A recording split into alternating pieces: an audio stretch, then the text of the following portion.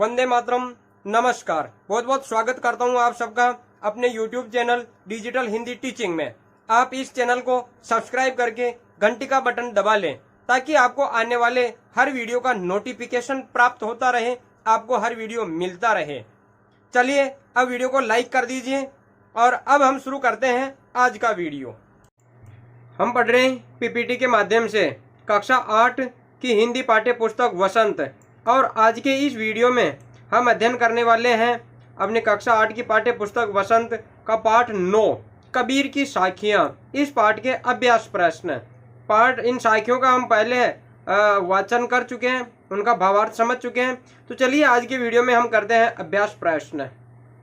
देखते हैं प्रश्नोत्तर। तो सबसे पहला प्रश्न हम देखते हैं, क्या है पहला प्रश्न। देखिए, तलवार का महत्व होता है, म्यान का नहीं। उक्त उदाहरण से कबीर क्या कहना चाहते हैं, स्पष्ट कीजिए।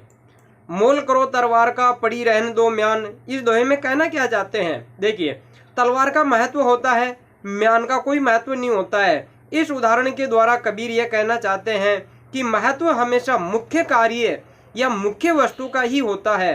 अनावश्यक वस्तु के विषय में जानकारी प्राप्त करने का कोई औचित्य नहीं होता है, वरन समय ही खराब करना होता है। जैसे तलवार खरीदने पर तलवार की चमक और तलवार की धार के पेनेपन को देखकर ही उसका मोल भाव किया जाता है, उसके सुंदर म्यान को देखकर उसका मोल भाव नहीं किया जाता। वास्तव में तलवार कैसी है उसके आधार पर ही तलवार की कीमत होती है। ठीक वैसे ही साधु संतों के ज्ञान को महत्व देना चाहिए, उनकी जाति के बारे में नहीं पूछना चाहिए। उनकी जाति का इतना महत्व सवाल नहीं है कि उनकी जाति कौन सी है, उनमें ज्ञान कितना है, यही सबसे महत्वपूर्ण बात है। दूसरा प्रश्न देखिए, पाठ की तीसरी साखी जिसकी एक पंक्ति है, मनुआ तो दहूं दिशी फिरे यह तो सुमिरन नहीं, के द्वारा कबीरदास जी क्या कहना चाहते हैं कि मन तो दसों ही दिशाओं में फिरता है, तो ये कोई सुमिरन नहीं है।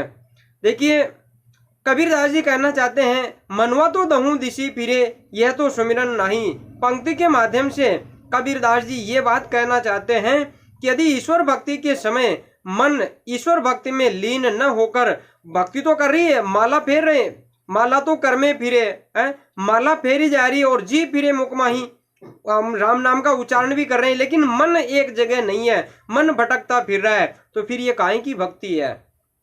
तो ईश्वर की भक्ति के समय मन ईश्वर भक्ति में लीन न होकर दसों दिशाओं में भटकता फिरे अर्थात अस्थिर बना रहे, तो ऐसी भक्ति बेकार की भक्ति है, ऐसी भक्ति का कोई लाभ नहीं है, कोई फायदा नहीं है। अब देखिए तीसरा प्रश्न हम देखें, कबीर घास की निंदा करने से मना क्यों करते हैं, पढ़े हुए दोहों के आधार पर स्पष्ट कीजिए। कबीर घास न नींदिए जो पाऊं तली होई, उस दोहे में उस साखी में कबीरदास जी कहना क्या चाहते हैं। देखिए, कबीर ने दोहे में पैरों के नीचे रौंदी जाने वाली घास के बारे में बताया है कि हमें कभी भी उस रौंदी जाने वाली घास को कमजोर नहीं समझना चाहिए। क्यों? क्योंकि यदि उस घास का छोटा सा तिनका भी उड़कर आंख में पड़ जाए, आंख में गिर जाए, तो वह आंख में किरकिरी कर देता है और बेचैनी ला देता है, परेशान कर देता है। इसके माध्यम से उन्होंने बताया है कि समाज में रहने वाले छोटे से छोटे अर्थात कमजोर व्यक्ति को भी हमें निर्बल मानकर सताना या दबाना नहीं चाहिए, क्योंकि समय आने पर वह भी शक्ति प्राप्त करके हमें आघात पहुंचा सकता है, चोट कर सकता है। चौथा प्रश्न देखिए, मनुष्य के व्यवहार में ही दूसरों को विरोधी बना लेने वाले दोष होते हैं। यह भावार्थ किस दोहे में व्यक्त होता है, किस दोहे में ऐसी बात कही गई है कि मनुष्य का व्यवहार ही वह दुश्मन बना लेता है। अब देखिए ये कौन सा दोहा है, तो ये जो भावार्थ है ये अर्थ देने वाला दोहा है। जग में बेरी कोई नहीं जो मन शीतल होए, या आपा को डारी दे दया करे सब कोई। कबीरदास जी क्या कहते हैं कि जग में कोई बेरी नहीं है। भाई जन्मते ही मनुष्य का या जन्म लेते ही बच्चे का कोई दुश्मन थोड़ी होता है, दुश्मन तो अपने व्यवहार से बना लेता है। अगर मन शीतल है तो कोई दुश्मन नहीं होता है, उसके व्यवहार पर ही निर्भर करता है कि उसके मित्र और शत्रुओं की संख्या कितनी है। अब देखते हैं आगे का प्रश्न, और आगे का प्रश्न इस प्रकार है। देखिए पांचवा प्रश्न हम देख लेते हैं, या आपा को डारी दे दया करे सब कोई, ऐसी बानी बोलिए मन का आपा खोई। देखिए इन दोनों पंक्तियों में आपा या आपा को डायरी दे। फिर देखिए मन का आपा खोई, आपा को छोड़ देने या खो देने की बात कही गई है। आपा किस अर्थ में प्रयुक्त हुआ है? या आपा स्वार्थ के निकट का अर्थ देता है या घमंड के निकट का अर्थ देता है? ये किसका अर्थ देता है? देखिए आइए हम जान लेते हैं।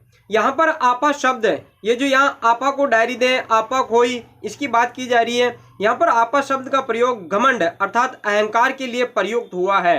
अर्थात घमंड अगर हम छोड़ दें तो सब दया करेंगे। या फिर ऐसी वाणी बोलिए मन का आपा खोई, यानी मन का घमंड अहंकार दूर हो जाए। पहली पंक्ति में कबीर कहना चाहते हैं कि मनुष्य को अपने स्वभाव से घमंड अर्थात अहंकार को त्याग देना चाहिए। आपा को डायरी दे, डाल दे एक तरफ, दूर फेंक दे, किसको? अहंकार को। फिर देखिए तभी उसके प्रति कृपा का भाव रख सकेंगे लोग, दूसरे लोग। जब वह अहंकार छोड़ेगा तभी कृपा का भाव बनाए रखेंगे। दूसरी काव्य पंक्ति में कबीर कहना चाहते हैं कि मनुष्य को अपने स्वभाव से घमंड अर्थात अहंकार को त्याग कर मीठी वाणी का ही प्रयोग करना चाहिए, ताकि सभी उसके प्रति अपनत्व का भाव रख सके। मन का आपा कोई ऐसी वाणी बोलिए, ऐसी वाणी शीतल वाणी बोलनी चाहिए कि किसी भी व्यक्ति के मन का अहंकार दूर हो जाए, खुद के भी मन का अहंकार दूर हो जाए, बोलने वाले को भी प्यारा लगे।